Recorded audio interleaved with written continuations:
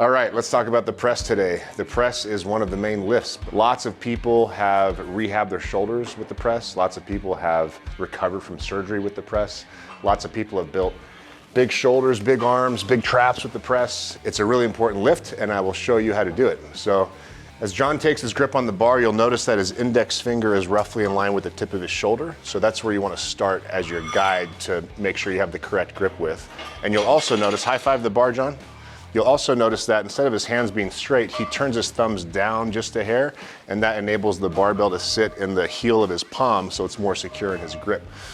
So John, I want you to get under the bar, and notice when he's taking his grip, he's pinching his finger pads into the bar. So John, get under the bar, and he's gonna squat it out of the rack. Take a step back, just one step back. No need to take a walk when you're pulling the barbell out of the rack.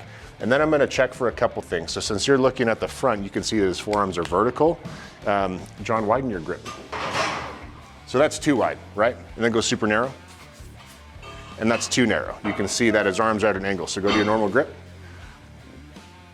And his forearms are vertical at the bottom position of the press. There's a couple other things you want to take a look at too. So notice that his wrists are neutral, which means slight extension, which is about 15 degrees. So they're not straight, because then the bar would be coming out of his hand. They're just a slight degree of extension. His elbows, the tips of his elbows are in front of his wrists. And that is a stable platform for the bar to sit on so it doesn't fall forward out of his grip. John, show us the wrong way to do it. Pull your elbows back. So notice how his forearms are no longer perpendicular to the floor. It's really hard to hold onto the barbell. And then John, over-exaggerate it. Pull your elbows way up like that. And notice where his arms are pointing. They're pointing back. So we want his elbows just in front of his wrists so the bar goes straight up over his head. So John is going to do what he just learned. He's going to high-five the barbell with his index fingers roughly in line with the tip of his shoulder blades. Before you take your grip, John, show everyone how you turn your thumbs down. Turn your thumbs down to put the barbell in the right part of your hand. Pinch the barbell with your finger pads, get under the bar, squat it out of the rack. As a coach, I'm gonna make sure his forearms are vertical, his elbows are just in front of his wrists. And then if you take a look at his stance, I'm going to make sure his stance is at least squat width. That's the most stable position to be in. Now, as you pan up, take a look at his legs. I need his knees to be locked. This needs to be tight. He needs to be almost trying to get a Charlie horse or a cramp in his quad because he's squeezing so hard. And the same applies to his abs. He's got to squeeze his abs tight. John is going to look straight ahead. He's not going to throw his chin around. And he's going to push the barbell overhead and paint a line around his face to get it directly overhead. And at the top, he's going to shrug. So he's going to think about squeezing his biceps to his ears. Bring it back down. Do that again. Big shrug. So do one without the shrug, John. And then notice the shrug. Shrug. Bring it back down. Cool. So John's going to press the barbell overhead, and then he's going to shrug. The rep is not complete unless his elbows are locked out and he's in a full shrug position. So go nice and slow, John. I want you guys to notice that when John is pushing the barbell overhead, he has to go around his face. Go ahead. And then the barbell ends up back here. So that's inefficient because, bring it back down, the bar is in balance over the middle of his foot and his face is in the way, so he's got to pull the barbell up and around his face, which means it's going to be artificially heavier than it needs to be in terms of how the weight feels in his hands. So the way we solve that problem is by double checking to make sure his abs and his quads are tight, and then he's going to push his hips forward to get his face out of the way. Now drive it overhead and shrug so the barbell can go straight up in a straight line. When we're lifting barbells, we want them over the middle of the foot and always going up and down in a straight line. So John's gonna face me on the platform, and I'm gonna teach him how to use his hips so that he can get his face out of the way and press the barbell straight up overhead. So John, I want you to take your squat stance, put your hands on your hips, tight abs, tight quads, and then reach your hips forward.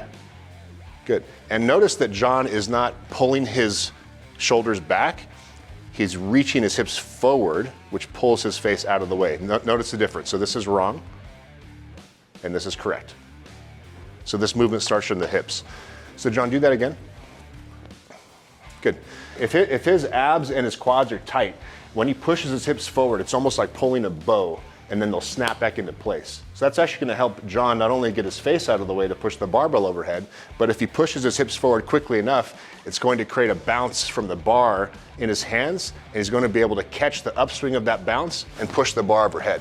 So the strict press is the easy way to do it. Everyone should at least strict press, and then I recommend you try to learn the press 2.0 as well with your hips involved, because then it'll be more efficient to do the lift and you'll be able to lift more weight, which means you'll be able to get stronger over time.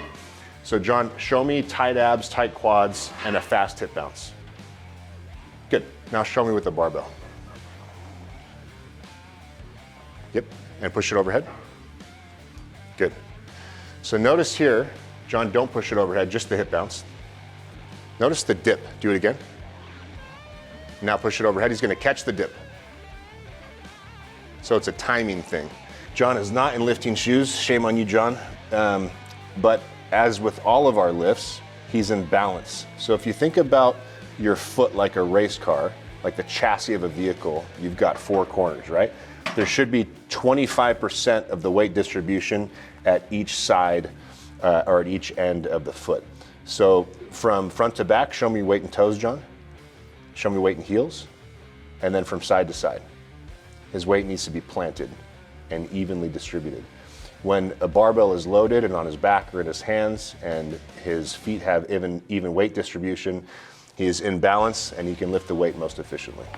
So don't get loose in your grip, don't get loose in your abs, don't get loose in your quads.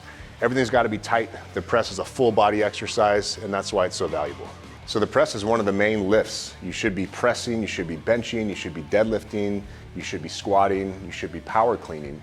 Don't skip the press. If you're a man, you should aim for at least a 200-pound press. That may seem like a lot, but if you're dedicated to your training for a year plus, there's no reason why you can't press over 200 pounds. You'll see why it's important to press 200 pounds once you do it. And if you're a woman, you should aim for a 100-pound press. Thanks.